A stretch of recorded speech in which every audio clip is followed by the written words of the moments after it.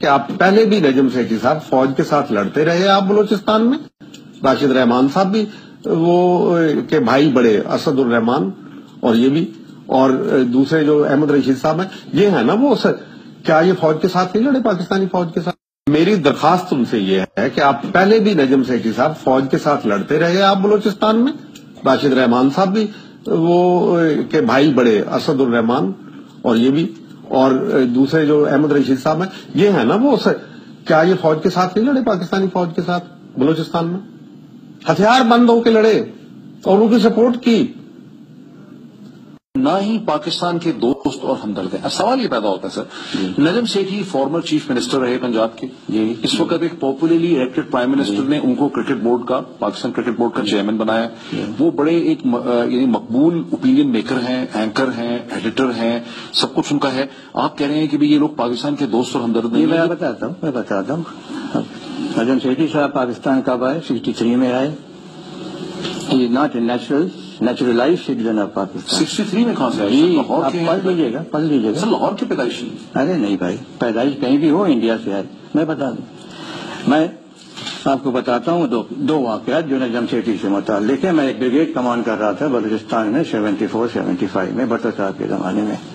اس وقت چاکر خان کے نام سے 2 نام تھے، ایک نجم سیٹھی تھا، ایک وہ جسٹس کون تھے ان کا بیٹا، جو باغیوں کے ساتھ مل کے ان کو ہر طرح کی سپورٹ دے رہے تھے.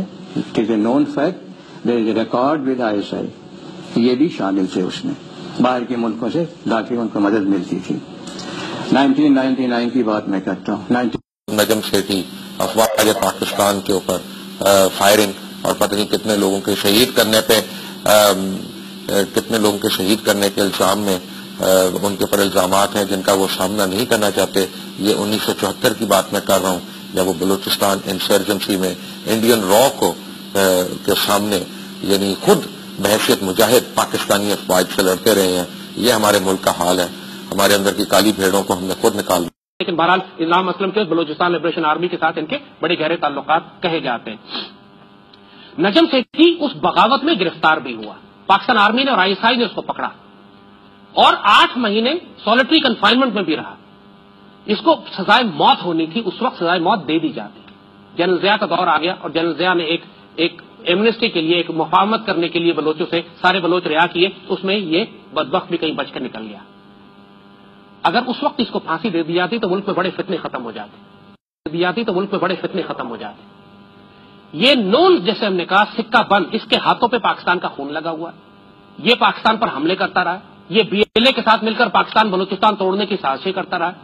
اور اب جس طرح پہلے BLA مارکسسٹ ہوا کرتی تھی، یہ لوگ کامریڈز ہوا کرتے تھے، انہوں نے لنڈن کامریڈ گروپ بنایا تھا. اب ساری BLA آج CIA کی گود میں بیٹھی ہوئی ہے.